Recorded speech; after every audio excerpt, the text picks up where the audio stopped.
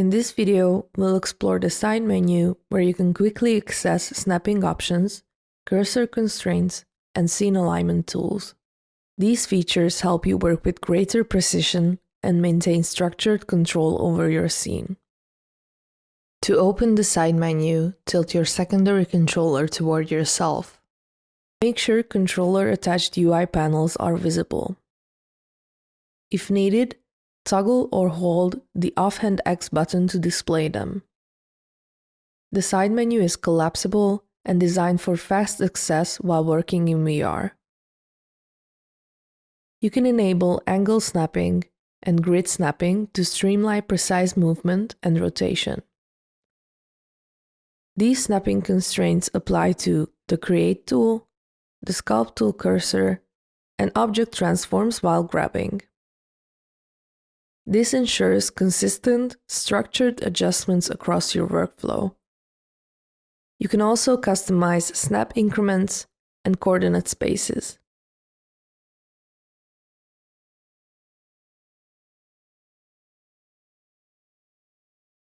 All snapping settings remain synchronized with the Transforms tab in the context menu, keeping everything unified.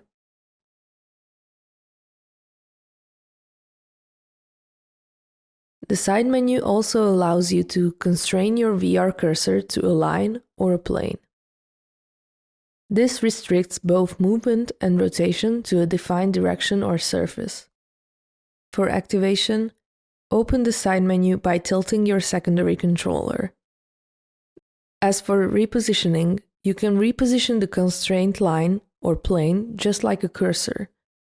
Grab the visualized constraint with your offhand controller to move it.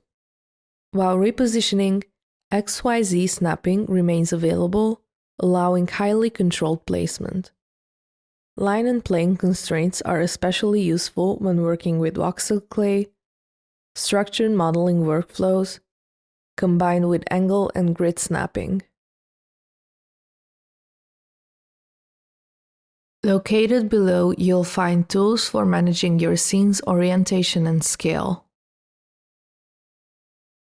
Reset Zoom resets the scene's root scale to its default value.